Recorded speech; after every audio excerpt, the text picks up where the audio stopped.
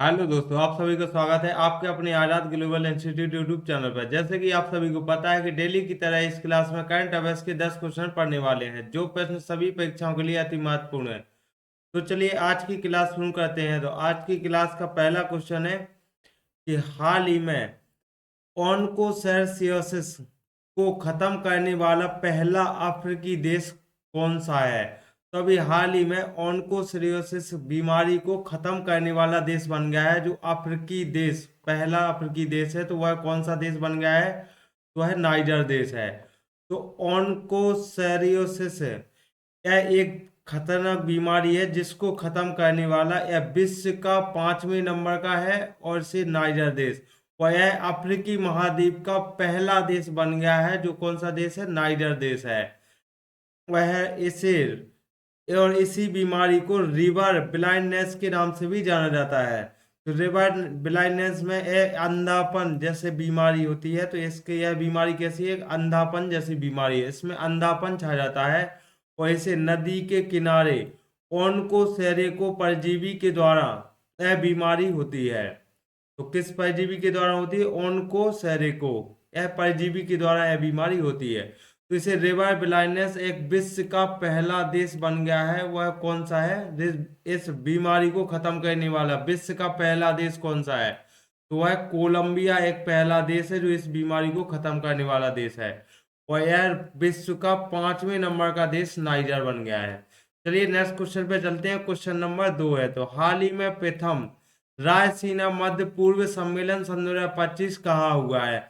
तो अभी हाल ही में प्रथम रायसीना मध्य पूर्व सम्मेलन किया गया है। तो यह अबू धाबी में किया गया है। तो रायसीना डायलॉग, तो पहले देख लेते हैं रायसीना डायलॉग क्या है। तो रायसीना डायलॉग यह भारत में हुआ था। इसी रायसीना की पहाड़ी पर, जो दिल्ली में राष्ट्रपति भवन स्थित है, तो यह रायसीना पहाड़ी पर रायसीना डायलॉग किया गया था। और जो कि इस बार 9वें क्रम का था। तो इस बार सन 2024 में इसका क्रम कौन सा था? तो 9वां क्रम था। जो ग्रीस के पीएम इसमें चीफ गेस्ट थे। तो इसे इसमें चीफ गेस्ट के तौर पर किसे बुलाया गया था? तो एक ग्रीस देश के प्रधानमंत्री को बुलाया गया था चीफ गेस्ट के रूप में।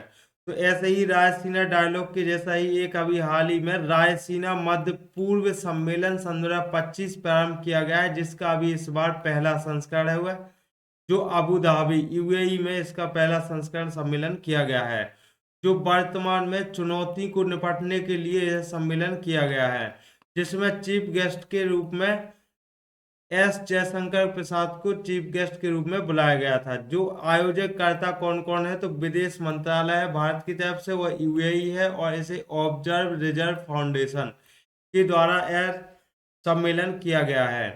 तो इसमें चीफ गेस्ट के रूप में ध्यान रखना है कि एस जयशंकर प्रसाद थे चीफ गेस्ट के रूप में। चलिए नेक्स्ट क्वेश्चन पे चलते हैं। Question number 3। तो हाल ही में विश्व अपेक्षित उष्णकटिबंधीय रूप दिवस सन 2025 कब मनाया गया है?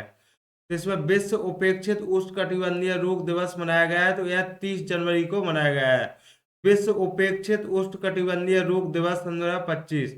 इसी तरह एनटीडी, तो एनटीडी की फुल फॉर्म देखते हैं। तो इसे नेग्लेक्ट ट्रॉपिकल डिसीज, इसकी फुल फॉर्म है नेग्लेक्ट ट्रॉपिकल डिसीज। और यह दिवस 30 जनवरी को मनाया जाता है। इसे पहली बार सन 2022 में मनाया गया था।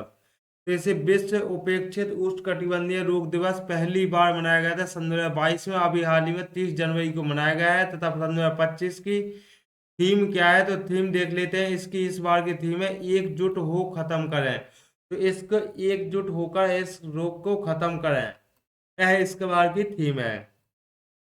और इंडिया गेट को, तो इस दिवस पर इंडिया गेट को बैगनी एंड नारंगी रंग की रोशनी करके सजाया गया है। तो इसको ही ध्यान रखना है। और इसमें कालाजार और फाइलेरिया जैसी बीमारियों को फोकस किया गया है। चलिए नेक्स्ट क्वेश्चन पे चलते हैं। Question number 4। तो हाल ही में एलोन मस्क ने डिजिटल वॉलेट एक्स मनी के लिए किसके साथ समझौता किया है? तो यह एक्स मनी के साथ किसके साथ समझौता किया है? तो वीजा के साथ समझौता किया गया है। तो एक्स मनी जो लॉन्च किया किसने? अभी हाल ही में एलोन मस्क के द्वारा लॉन्च किया गया है एक्स मनी, जो ट्विटर कंपनी है एलोन मस्क की, जो अभी पहले ट्विटर को खरीद लिया गया था और फिर इसका नाम चेंज करके इन्होंने ही एक्स कर दिया गया था। और ट्विटर यानी इसके एक्स की सीईओ किसे बनाया गया, तो लिंडा याकरीनो को इसका सीईओ नियुक्त किया गया था, यह एलोन मस्क के द्वारा। तो एक्स मनी अभी हाल ही में लॉन्च किया गया एलोन मस्क के द्वारा, जो डिजिटल वॉलेट, यानी यह एक डिजिटल वॉलेट के नाम से इसे लॉन्च किया गया है, जो वीजा के साथ इसकी साझेदारी की गई है और इसे पेमेंट करने के लिए इसे लॉन्च किया गया है। चलिए नेक्स्ट क्वेश्चन पे चलते हैं, क्वेश्चन नंबर 5। तो हाल ही में महाकुंभ में भगदड़ पर किसकी अध्यक्षता में न्यायिक आयोग का गठन हुआ है। तो अभी हाल ही में महाकुंभ में भगदड़ होने के कारण यह किसकी अध्यक्षता में न्यायिक आयोग के गठन किया गया है। तो ऐसे हर्ष कुमार की अध्यक्षता में यह न्याय आयोग को गठन किया गया है, जो महाकुंभ में अभी हाल ही में प्रयागराज में जो महाकुंभ चल रहा है, जो 13 जनवरी से 26 फरवरी तक चलने वाला है। तो 13 जनवरी यानी पौष संक्रांति के दिन से इसका प्रारंभ किया गया था और यह 26 फरवरी महाशिवरात्रि तक चलने वाला है। तो प्रयागराज में इसे अमृत स्थान के दिन यानी 29 जनवरी को भगदड़ जैसी घटना हो गई थी। तो इसकी भगदड़ घटना हुई थी तथा मौनी अमावस्या के दिन। तो इसकी जांच करने के लिए एक आयोग बनाया गया है। तो यह एक आयोग 3 सदस्यीय आयोग के गठन किया गया है। तो यह ध्यान रखना है कितने सदस्य इसमें, 3 सदस्य हैं। जिस आयोग के अध्यक्ष इलाहाबाद के हाई कोर्ट के पूर्व न्यायाधीश को इसका अध्यक्ष बनाया गया है, जो है जस्टिस हर्ष कुमार को इसके अध्यक्ष के रूप में नियुक्त किया गया है। और इसमें 2 सदस्य कौन कौन है, दो सदस्य और कौन कौन है, तो इसमें बी के गुप्ता जो पुलिस विभाग से हैं और डॉक्टर डी के सिंह जो एक्स आईएएस रह चुके हैं। तो यानी ये पहले आईएएस के पद पर काम कर चुके हैं। तो यह 3 सदस्यीय आयोग का गठन किया गया है। चलिए नेक्स्ट क्वेश्चन पे चलते हैं, क्वेश्चन नंबर 6। तो विश्व पुस्तक मेले का फोकस देश किसे चुना गया है। तो यह विश्व पुस्तक मेले का फोकस देश किसे चुना गया है, तो यह रूस देश को यदि फोकस के रूप में चुना गया है। तो यह विश्व पुस्तक मेला, तो यह विश्व पुस्तक मेला न्यू दिल्ली में इसका होस्ट किया गया है, जो भारत मंडपम में इसका मेले को प्रारंभ किया गया है, जो कि 1 से 9 फरवरी तक चलने वाला है। 1 फरवरी से 9 फरवरी तक चलने वाला है। इसे नेशनल बुक ट्रस्ट द्वारा करवाया गया है। तो इसे किसके द्वारा करवाया गया, तो नेशनल बुक ट्रस्ट के द्वारा करवाया गया है। तो यह विश्व पुस्तक मेला की थीम इस बार की क्या है, तो रिपब्लिकन एट द रेट 75 इसकी थीम रखी गई है। और इसकी फोकस कंट्री कौन सी है, तो रूस इस बार की इसकी फोकस कंट्री है। तो इसका उद्घाटन किसने किया है, तो उद्घाटन द्रौपदी मुर्मू यानी भारत की राष्ट्रपति द्रौपदी मुर्मू ने इसका उद्घाटन किया है। तो इसका आंसर हो जाएगा, फोकस कंट्री पूछा है तो इसका आंसर हो जाएगा रूस। चलिए नेक्स्ट क्वेश्चन पे चलते हैं, क्वेश्चन नंबर 7।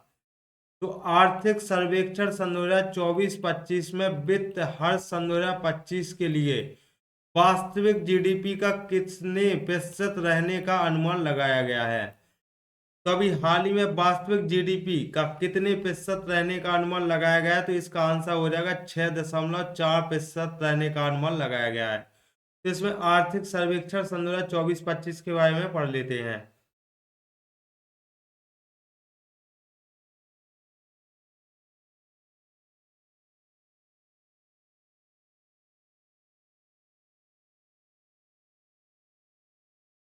इकोनॉमिक सर्वे सन 2024 और 25, इकोनॉमिक सर्वे सन 2024-25 यह वास्तविक आंकड़े पेश करता है।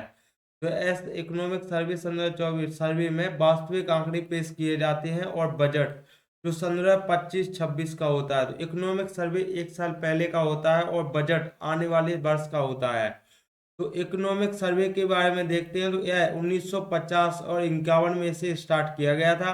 यह 1964 में बजट से एक दिन पहले पेश किए जाने लगा। यह 1964 से यह बजट के एक दिन पहले पेश किया जाने लगा तथा इसको 31 जनवरी को पेश किया जाता है। और इसका निर्माण मुख्य आर्थिक सलाहकार डॉक्टर अनंत नागेश्वरम और वित्त मंत्रालय के द्वारा इसका निर्माण किया जाता है।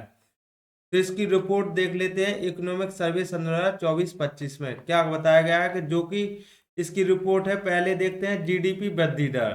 तो इस सर्वे रिपोर्ट में, इकोनॉमिक सर्वे रिपोर्ट में जीडीपी वृद्धि दर बताई गई है जो सन 2024-25 की फाइनेंशियल ईयर 25 में 6.4% थे, और सन 2025-26 फाइनेंशियल 26 में इसको 6.3% से 6.8% का अनुमान लगाया गया है,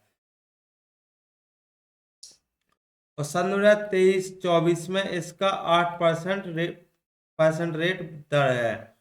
चलिए नेक्स्ट देख लेते हैं सीपीआई उपभोक्ता मूल्य सूचकांक। तो नेक्स्ट रिपोर्ट है इसकी सीपीआई उपभोक्ता मूल्य सूचकांक यानी मुद्रास्फीति की रिपोर्ट दा देखते हैं, जो कि फाइनेंशियल 26 में इसे 4% अनुमान बताया गया है। और नेक्स्ट देखते हैं विदेशी मुद्रा भंडार। तो यह फॉरेक्स के द्वारा विदेशी मुद्रा भंडार इसे 3 जनवरी 2025 तक का मुद्रा भंडार बताया गया है, जो है भारत का 634.6 बिलियन डॉलर विदेशी मुद्रा भंडार है। और नेक्स्ट रिपोर्ट देखते हैं कृषि यानी एग्रीकल्चर में। तो यह फाइनेंशियल ईयर 25 के तहत इसे 3.8% वृद्धि रेट दर बताई गई है। और बेरोजगार यानी बेरोजगारी अनएम्प्लॉयमेंट यह सन 2017-18 में 6% थी, और यह सन 2023-24 में इसे 3.2% बताया गया है। और नेक्स्ट रिपोर्ट देखते हैं नेशनल हाईवेज की।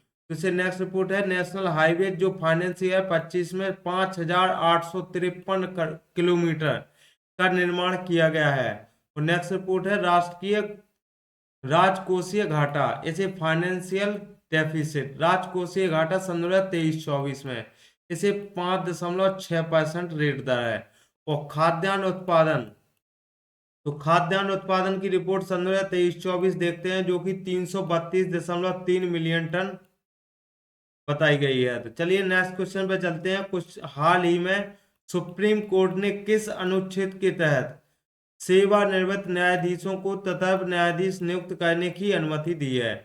तो सुप्रीम कोर्ट ने अनुच्छेद 224 आर्टिकल ए के तहत सेवानिवृत्त यानी तदर्थ न्यायाधीशों की नियुक्ति करने की अनुमति दी गई है। तो सुप्रीम कोर्ट के बारे में देखते हैं। तो सुप्रीम कोर्ट के सीजीआई वर्तमान संजीव खन्ना है।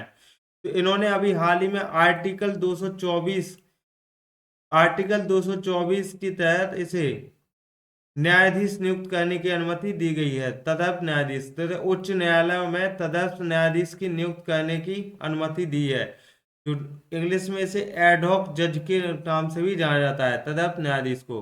तो यह सेवानिवृत्त न्यायाधीशों को री अपॉइंट किया गया है, जिनके वेतन भत्ते और सुविधा न्यायाधीश के समान ही होंगे। यह लंबित मामलों को निपटाने के लिए इनको नियुक्त किया गया है। और प्रत्येक हाईकोर्ट में 2 से 5 तथा प्रत्येक हाईकोर्ट में 2 से 5 एडहॉक जज यानी नियुक्त हो सकते हैं। तो यह तदर्थ न्यायाधीशों को नियुक्त करने की अनुमति सुप्रीम कोर्ट के सीजीआई संजीव खन्ना के द्वारा दी गई है। चलिए नेक्स्ट क्वेश्चन पे चलते हैं। हाल ही में हाइड्रोजन परिवहन पाइप विकसित करने वाली पहली भारतीय कंपनी कौन सी है?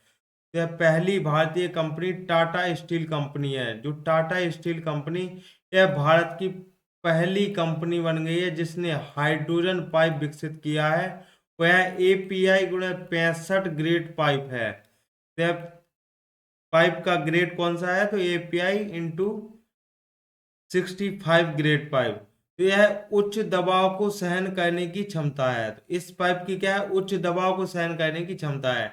और नेशनल ग्रीन हाइड्रोजन मिशन, तो यह मिशन के बारे में देखते हैं। तो नेशनल ग्रीन हाइड्रोजन मिशन का टारगेट क्या था? तो यह सन 2030 तक 5 मिलियन मीट्रिक टन हाइड्रोजन उत्पाद करना इसका टारगेट है।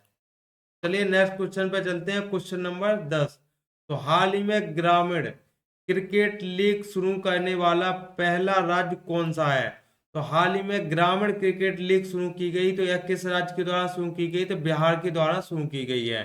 तो ग्रामीण क्रिकेट लीग बिहार के द्वारा शुरू की गई, यह पहला राज्य है तथा इसे छुपी और प्रतिभा को निखारने के लिए इसका प्रारंभ किया गया है, जिसमें 13 से 23 वर्ष के खिलाड़ी भाग लेंगे, जिससे कि 16 टीमों का निर्माण किया जाएगा। और यह हर जिलों में मैच खिलवाया जाएगा। जो ग्रामीण क्रिकेट लीग यह हर जिलों में होने वाला है। चलिए नेक्स्ट क्वेश्चन पे चलते हैं। आज का लास्ट सवाल है कि आयुध वस्त्र फैक्ट्री तमिलनाडु ने सूरीनाम गणराज्य को पहली बार 4500 सैन्य वर्दी का किया निर्यात। तो अभी हाल ही में 4500 सैन्य वर्दी को निर्यात किया गया है, जो तमिलनाडु ने सूरी गणराज्य को। तो इसे आयुध वस्त्र फैक्ट्री के द्वारा तमिलनाडु ने सूरी गणराज्य को यह 4500 सैन्य वर्दियों का निर्यात किया है, यह ध्यान रखना है।